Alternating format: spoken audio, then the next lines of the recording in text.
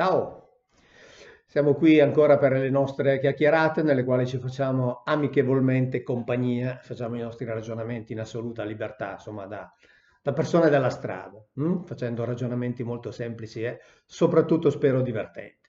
Anche perché questa chiacchierata qui mi è stata, cioè in un qualche modo sollecitata da delle pubblicità che ho visto, pubblicità nelle quali si vede, da una pubblicità in particolare che ho visto un paio di volte, si vede passare una successione di volti di persone di una certa età che vengono ringraziate insomma per quello che hanno fatto nella vita, per la loro saggezza, anche per le ricette, insomma per tutta una serie di cose e poi alla fine si chiude dicendo che quindi queste persone meritano tutela e cioè quindi dice noi rimaniamo a casa anche per tutelare queste persone. E devo dire che è una pubblicità, per carità, assolutamente comprensibile in un momento come questo, però insomma mi ha suscitato una sensazione non proprio piacevolissima. E quindi mi sono autodiagnosticato la sindrome del panda, l'ho chiamata così. Cioè nel senso che vedendo questa pubblicità mi sono, visto che sono nato nel 1950, mi sono sentito calato a forza o comunque considerato come facente parte di una specie protetta, cioè di una specie tutelata. E sapete che le specie tutelate in genere vengono, no, messe dentro dei territori che poi vengono controllati, se non addirittura recintati, e quindi questa sensazione qui, insomma, non è proprio bellissima, anche perché poi ho sentito, anche se mi rendo conto in questo momento ritenuta necessaria da chi ci governa, e sento dall'Europa dire che appunto quelli di una certa età probabilmente saranno gli ultimi a uscire, quindi mi sento veramente un pochettino relegato, no, all'interno di questa specie che deve essere tutelata in un modo assolutamente particolare. E quindi mi ha fatto venire in mente che sono anni, no, che io nelle conferenze così ho parlato dei recinti nei quali siamo chiusi, con delle finalità ben precise ovviamente, che sono quelle di governarci, e in particolare mi ha fatto venire in mente una conferenza che ho fatto in Francia, e io abito a pochi chilometri dal confine, e lì ai francesi, appunto facendo questo esempio dei recinti, dicevo, vedete, io sono nato qualche chilometro più in là, ed essendo nato nel recinto che chiamiamo Italia, io sono stato educato, cioè in pratica, diciamo concretamente, bisogna dirlo, stato condizionato, no, da quando sono nato, dagli appartenenti a questo recinto che, come dire, mi hanno preso, inserito ovviamente nella comunità e mi hanno detto, guarda che tu sei italiano, hai questa lingua, hai questa storia, hai queste tradizioni, hai questi valori, hai questa religione, hai questo inno che identifica la tua nazione, hai questa bandiera che identifica la tua nazione. Ecco, e allora dicevo ai francesi, vedete, se io fossi nato, essendo di là, qualche chilometro più in qua, cioè dalla parte della Francia, beh, io in questo momento proverei per un pezzo di stoffa bianco, rosso e blu quelle stesse emozioni che sono stato condizionato a provare quando vedo sventolare un pezzo di stoffa bianco, rosso e verde. Eppure il mio DNA sarebbe sempre lo stesso. Cioè, se mia madre fosse andata a partorirmi all'interno del recinto francese, io con assolutamente lo stesso DNA, con tutta la mia struttura così come sono, proverei emozioni per valori culturali, per una storia, per valori civili completamente diversi o insomma in gran parte diversi da quelli per i quali invece mi sono trovato e mi trovo, no, a provare queste emozioni a partire appunto da quella, per dire, della bandiera, dell'inno, che sono le più, come dire, le più evidenti, no? E quindi questa storia dei recinti è una storia che si ripete nei secoli ed è una storia che parte da molto lontano. Ovviamente tutti noi conosciamo il divide ed impera dei Romani, ma già prima di loro c'erano, per esempio, non so, mi viene in mente Filippo il Macedone, dopo di loro, per esempio, un personaggio che ha applicato grandemente questo principio, per esempio, era Luigi XI di Francia, che diceva proprio diviser pour régner, cioè quindi dividere per regnare. E lui aveva diviso in effetti l'alta borghesia dalla nobiltà, poi la nobiltà si era coalizzata contro di lui è riuscito a dividere la nobiltà per riuscire a dominarla meglio. Venendo più avanti, pensiamo alla casa regnante d'Austria nel 1800, che ha applicato esattamente lo stesso principio, ma c'era qualcuno, come dire, che Questi principi della divisione, del divide ed impera, li applicava già molto tempo prima e c'era già anche chi se n'era accorto. E quindi adesso entriamo un po' in quello che ovviamente è il mio tema del lavoro, un po' nella Bibbia, per vedere alcune cose molto curiose, di cui forse alcune di queste forse non ho mai parlato neanche nelle conferenze. Allora, leggiamo brevemente la storia della Torre di Babele. Siamo nel capitolo 11 della Genesi e si dice tutta la terra aveva un'unica lingua. Ecco, dobbiamo sapere che quando nella Bibbia si usa la terra è sempre difficile distinguere, perché noi pensiamo, quando parliamo di terra, in genere ci viene in mente il pianeta inteso nella sua totalità. In realtà, qui alle volte per terra si indica o la nazione di Israele, in questo caso ancora non esisteva, diciamo la nazione, quindi l'insediamento del popolo, e quindi poteva semplicemente voler dire il posto di cui vi stiamo parlando, però questo è difficile da determinare. Tutta la terra aveva un'unica lingua e uniche parole, e migrando dall'Oriente gli uomini capitarono in una pianura nella regione di Sinar. Sinar è il termine biblico con il quale si indica la terra di Sumer, cioè siamo in Mesopotamia. E vi si stabilirono. Si dissero l'un l'altro, venite, facciamoci mattoni e cuociamoli al fuoco. Ecco, questa è una notazione importante, nel senso che i mattoni, sapete, venivano fatti impastando l'argilla e poi in genere venivano lasciati al sole ed era il sole che provvedeva a farla seccare, quindi diciamo così a cuocerli con il suo calore. In realtà il farli cuocere veramente nei forni serviva a dare a quei mattoni una capacità di resistenza maggiore alle sollecitazioni, ai pesi che dovevano sopportare, e quindi c'erano proprio anche le costruzioni fatte in parte di mattoni cotti al sole e in parte di mattoni cotti nel forno, che venivano utilizzati per quegli elementi strutturali che dovevano appunto servire a dare maggiore resistenza all'intera costruzione. Quindi questa annotazione è interessante. Il mattone servì loro da pietra, il bitume da malta. Poi disse: venite, costruiamoci una città e una torre. Ecco, noi normalmente sentiamo parlare della Torre di Babele, cioè come se queste persone fossero arrivate in questa pianura e avessero detto facciamoci una torre. No, facciamoci una città che ha una torre, cioè facciamoci un luogo nel quale ci stabiliamo, che è una cosa molto diversa anche per tutto il concetto e per le cose che adesso leggeremo anche prendendole da altri testi. E quindi facciamoci una città e una torre la cui cima tocchi il cielo. Anche qui questa traduzione, la cui cima tocchi il cielo, non rispetta ciò che dice esattamente la lingua ebraica, perché la lingua ebraica dice esattamente, ve lo faccio vedere anche se poi magari qualcuno potrà andare a verificare, qui dice esattamente Ve Roshò, cioè è la sua cima, cioè la sua parte alta, e poi c'è la Bet Shamaim, che vuol dire dentro il cielo, non che tocchi il cielo.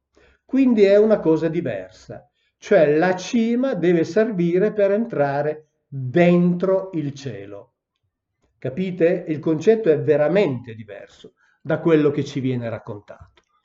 Anche perché, e poi andiamo avanti a leggere, ma qui facciamo una prima considerazione. Cosa serve costruire? E sappiamo, e ce lo dice tutta la tradizione, che quando si parla di questa torre che poi viene identificata con Babilonia, si parla di una ziggurat, no? Le classiche torri a gradoni che troviamo in Mesopotamia.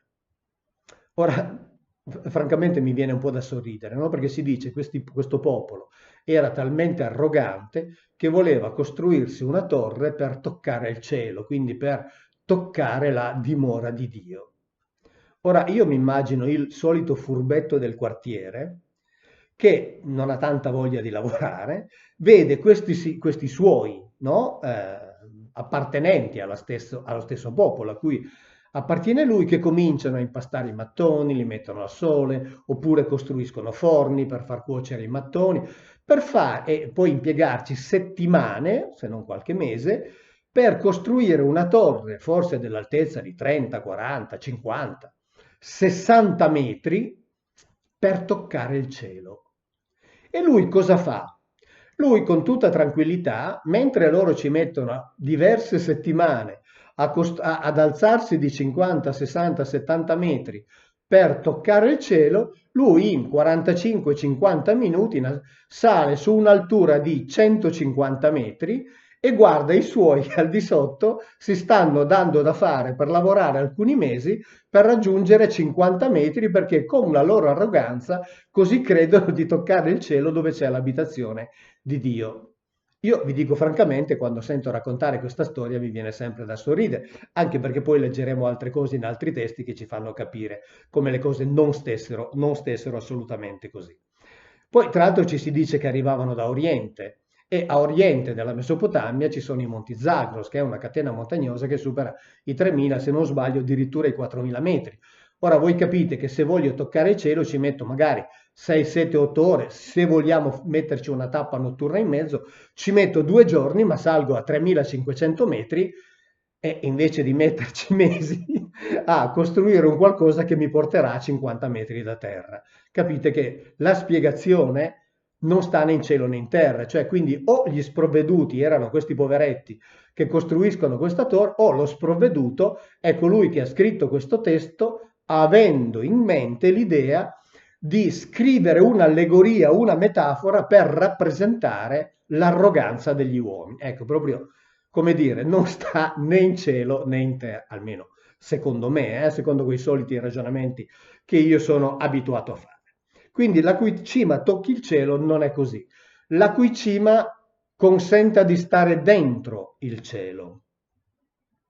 E poi dice facciamoci un nome per non disperderci su tutta la terra. Facciamoci un nome. Cosa vuol dire farsi un nome per non disperdersi? È veramente difficile da capire. Leggendo altri testi capiremo meglio qual era l'intenzione. Ma il Signore scese a vedere la città. Quindi il Signore in ebraico c'è Yahweh, Yahweh scende a vedere la città, scende. Yahweh sarebbe Dio, però per vedere, come in altri passi della Bibbia, ha bisogno di scendere, cioè ha bisogno di venire a vedere con i propri occhi, a vedere la città e la torre che i figli degli uomini stavano costruendo. Scendiamo dunque, dice, al plurale. E quindi questo già comincia a darci l'idea del fatto che lui, come è evidente in tutta la Bibbia, facesse parte di un gruppo. E per esempio nel libro La caduta degli dei ho parlato delle lotte tra i gruppi, ho scritto ampiamente delle lotte tra i gruppi, delle lotte militari, vere e proprie guerre che hanno coinvolto anche Sodoma e Gomorra, nei gruppi tra gli Elohim, e quindi lui invita i suoi, e in ebraico c'è proprio il verbo al coortativo, nella prima persona plurale, cioè scendiamo, dai, andiamo a vedere e interveniamo, no? E interveniamo, diciamo, qui dice confondendo la lingua. E quindi siamo rimasti a sta storia del facciamoci un nome. Però leggiamo così la storia come ci viene raccontata, per esempio, da Giuseppe Flavio nelle sue Antichità giudaiche. Vi ho già detto che Giuseppe Flavio era uno storico giudeo-romano, tra l'altro lui apparteneva a una delle famiglie sacerdotali più importanti del Tempio di Gerusalemme e quindi era un profondo conoscitore della storia ebraica. E ci parla anche lui, ovviamente, lui raccontava la storia ai Romani, di questa vicenda. E già vi ricordate che vi ho letto come lui racconti che quando Noè è arrivato con la sua arca su quell'altura dove finalmente ha potuto toccare la terraferma, ha trovato un sacco di altre persone che si erano portate lì proprio per insomma, sfuggire a queste acque che stavano salendo. E queste alture, dice la Bibbia, sono le alture dell'Urartu, ma non identifica una montagna, quindi poteva essere un'altura anche soltanto di qualche centinaio di metri, ma insomma, questo non è possibile determinarlo. Allora, trovano queste altre persone e sentite, andiamo avanti nella descrizione. I figli di Noè erano 3, Sem, Jafet e Cam, nati 100 anni prima del diluvio. furono i primi a discendere dai monti al piano e stabilirono quivi la loro dimora. Furono i primi, cioè la famiglia di Noè scese per prima, perché gli altri ancora stavano su. E difatti gli altri, e quindi qui ribadisce il fatto che c'erano un sacco di altre persone, questo è curiosissimo, perché intanto sgombra il campo dall'idea che tutta l'umanità derivi dalla famiglia di Noè. Gli altri, a motivo del diluvio, avevano paura ed erano dispiaciuti nello scendere in pianura. A loro rincresceva di scendere dalle altitudini in quel luogo, ma quelli, cioè la famiglia di Noè, li incoraggiavano a seguire il loro esempio. Quindi la famiglia di Noè dice dai scendiamo, quegli altri dicono ma siete scemi, cioè voglio dire siamo appena sfuggiti a un diluvio, stiamocene un attimo, no no no andiamo giù e va bene, quindi mi immagino la scena, cioè voglio dire sarebbe bella da rappresentare in un film. La pianura nella quale inizialmente si insediarono si chiama Senar, che è come il Sinar che abbiamo letto prima, cioè la terra di Sumer. Dopo che Dio, ovviamente qui siamo sempre scritto in greco il Theos, Dio indica sempre gli Elohim, aveva ordinato che col moltiplicarsi gli uomini occupassero con colonie altre regioni, cioè che si dividessero, che non stessero tutti assieme.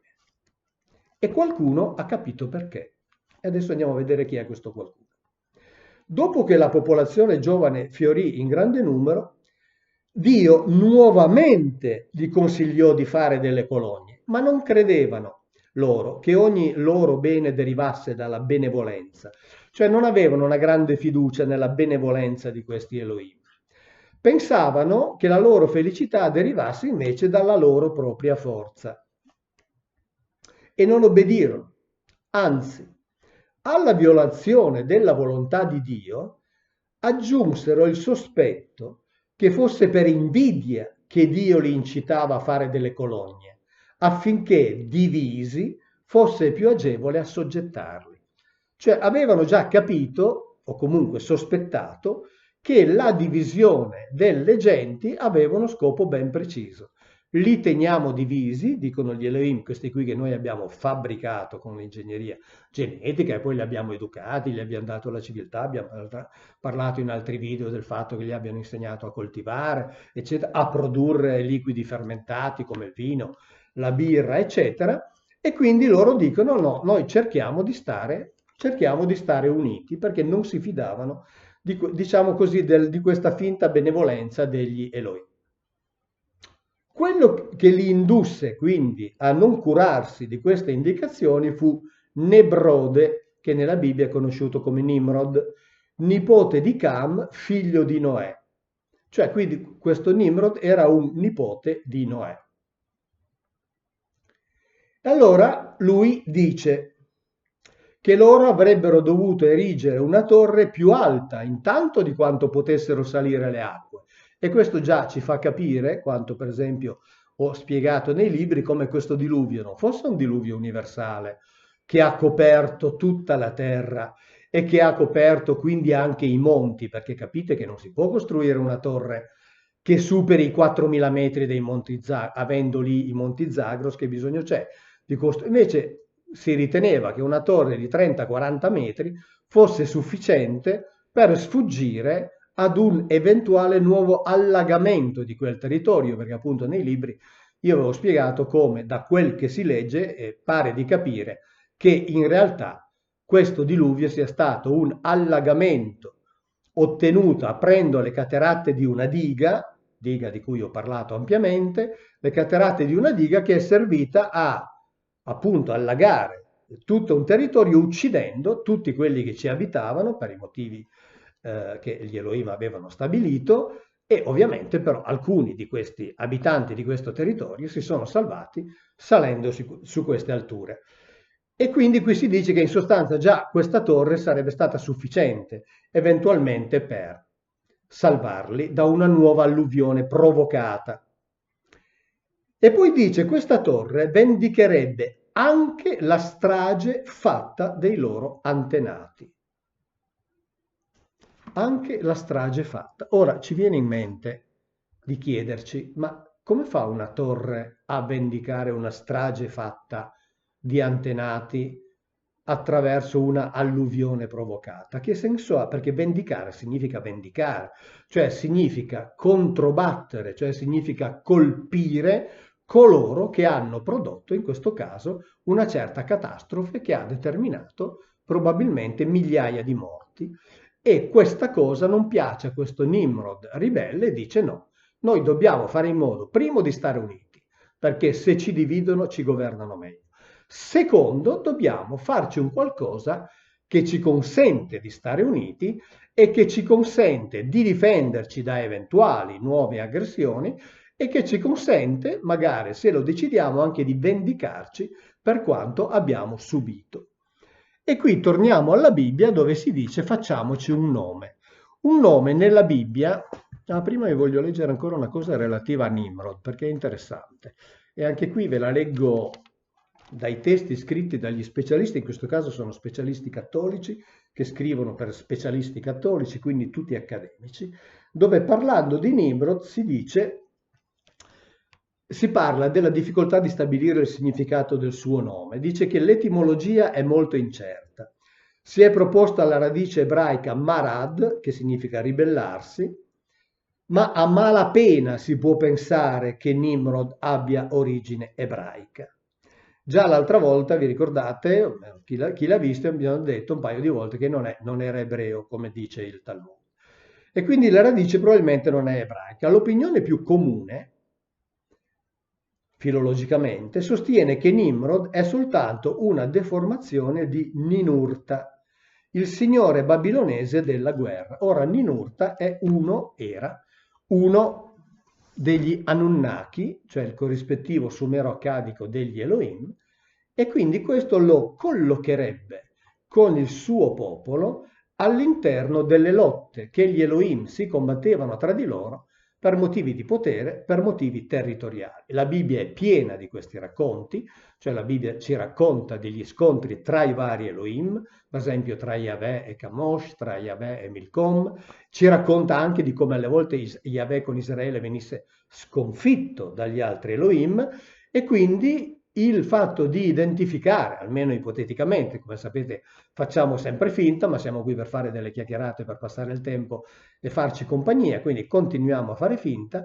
il fatto di identificare ipoteticamente Nimrod con Ninurta lo collocherebbe immediatamente come uno degli Elohim che si pone in contrasto con gli altri Elohim. E vi ho letto prima, dice facciamoci un nome, cioè facciamoci un nome in modo da non essere dispersi sulla terra. Cosa vuol dire? Che un popolo che si chiama, siccome ci chiamiamo italiani, non possiamo mai più essere dispersi? Che senso ha? Siamo pieni, vi ho citato prima, no? I vari personaggi che nel corso della storia, alcuni ovviamente, dei tantissimi personaggi che nel corso della storia hanno utilizzato il divide et impera, eppure hanno diviso popoli che avevano un nome, anzi avevano una loro identità precisa. Quindi il farsi un nome non significa nulla, assolutamente nulla, e di certo non garantisce il fatto di non venire divisi e non essere dispersi, non significa nulla. E il facciamoci un nome in ebraico è facciamoci uno Shem. Ora su questo Shem si discute da decenni, veramente, si discute da decenni. Questo testo qui è un testo che analizza il lavoro cioè mi verrebbe da dire di quasi tutti gli accademici che si sono occupati di questo e che hanno dato le loro varie interpretazioni. Qui ci sono decine e decine di pagine dedicate allo Shem. Io vi leggo, ovviamente ve le risparmio, vi leggo dei punti essenziali, perché Shem deriva dall'ebraico, scusate, l'ebraico Shem deriva dal sumero Mu, e il termine Shu-Mu o Sham o Shem sarebbero i termini semitici con cui si identifica o viene tradotto o veniva tradotto, è stato tradotto il termine sumero Mu. E dice che questo Mu veniva usato per descrivere delle pietre commemorative che mostravano divinità dentro strutture coniche che ricordano un po', se volete, delle navicelle. E che siccome queste strutture coniche erano ciò per cui gli dei erano ricordati, il termine che le descriveva ha assunto un significato che rimanda al nome. Cioè, siccome queste strutture coniche con il Dio dentro venivano utilizzate per ricordare gli dei, nella evoluzione dei significati è arrivato ad assumere il significato di nome, cioè quel simulacro è il nome del Dio, è ciò che lo ricorda. E quindi questo è già interessante. Quindi facciamoci una cosa con la quale poi noi possiamo, diciamo, facciamoci una cosa che ci ricorda e che, come abbiamo detto, non è solo il nome, perché non sarebbe sufficiente. E qui in questo testo è citato, per esempio, un lavoro, pensate, del 1875, pubblicato da John Prince, un lavoro che è definito eccellente, che è Materials for a Sumerian Lexicon, dove si dice che il glifo mu indica ciò che permette causa un ingresso, cioè ciò che permette di andare dentro qualcosa. Vi ho letto prima che in ebraico la cima della torre deve servire per stare dentro il cielo, c'è la bet, dentro, in, non per toccare il cielo.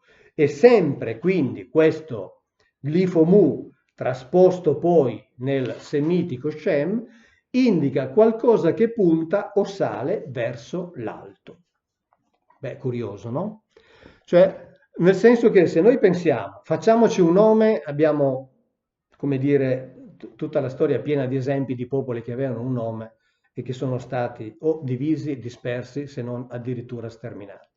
Qui, nella lotta che si combatteva all'interno tra i vari gruppi degli Elohim, sembra proprio di pensare, facciamoci un qualcosa, come ho letto in Giuseppe Flavio, che non solo ci aiuti a sopravvivere, che non solo ci aiuti a controbattere eventuali altri attacchi, ma che ad esempio ci consenta anche di vendicare quanto già è stato fatto.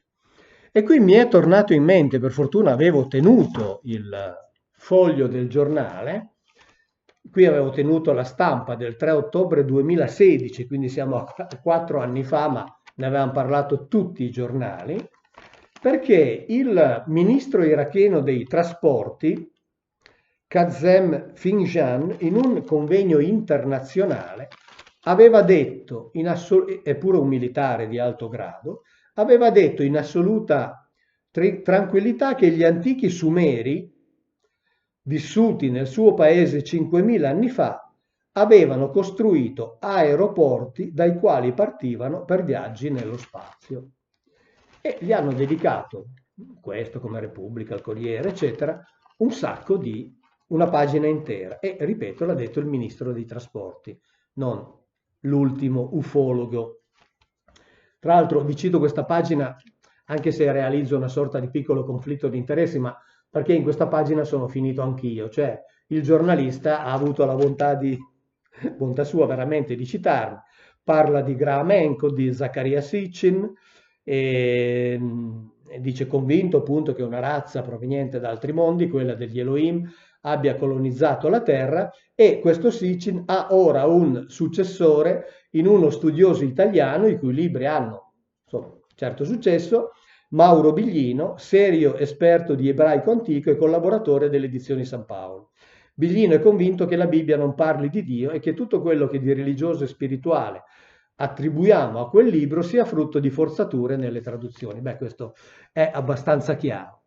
Ma allora siamo di fronte a questa situazione. Da un lato abbiamo un popolo comandato da Nimrod, che quindi potrebbe essere una sorta di Elohim ribelle rispetto agli altri Elohim, che dice no, stiamo uniti, perché se facciamo come vogliono loro, se ci dividono, siamo perduti, stiamo uniti e costruiamoci un qualcosa che ci consenta intanto di stare uniti e quindi di combattere nei confronti degli altri Elohim, facciamoci un qualcosa che ci consenta di entrare nei cieli, ed è questo che ci garantirà la nostra sopravvivenza.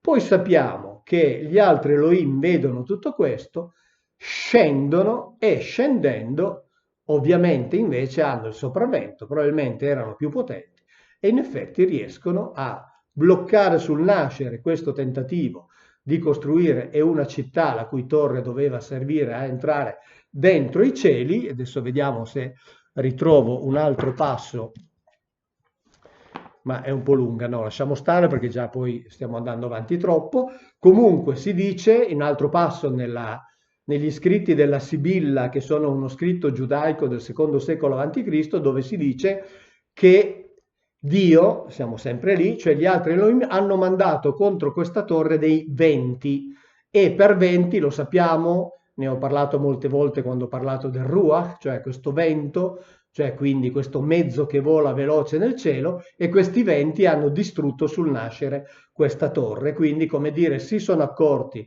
che lì stava nascendo un qualcosa di molto pericoloso e quindi hanno deciso, giustamente dal loro punto di vista, di bloccarlo veramente sul nascere. Ora, tutto questo può essere un racconto di fantasia, me ne rendo perfettamente conto, facciamo sempre finta, quindi lo prendiamo così tranquillamente. Certo è che ha una sua coerenza che risulta essere di gran lunga maggiore rispetto alla coerenza di chi ci dice che questi, avendo a disposizione i monti Zagros che superavano abbondantemente i 3.000 o forse i 4.000 metri, ci mettono mesi a costruire una torricella di 40 o 50 metri per arroganza e per toccare il cielo che sarebbe stata la dimora di Dio. Scegliete voi quale tra le due è più, non dico più credibile, perché poi non si tratta di credere, come dico sempre, si tratta di ragionare, ma scegliete voi quale delle due abbia maggiore coerenza.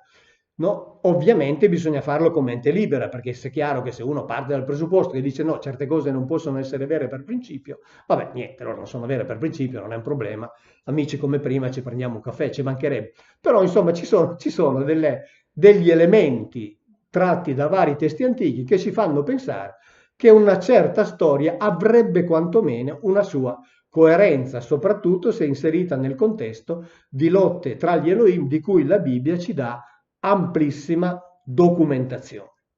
E quindi, cioè, questa storia qui mi fa ritornare appunto ai recinti, a questo Nimrod che ha visto che questi volevano dividere il suo popolo, diciamo così, in recinti per tenerli separati, per dominarli, e quindi mi fa tornare in mente, no, il fatto appunto che cioè, insomma, anche per me, insomma, mi stanno per chiudere in recinti, e sono recinti però nei quali dico, vabbè, se devo stare chiuso, sapete cosa faccio?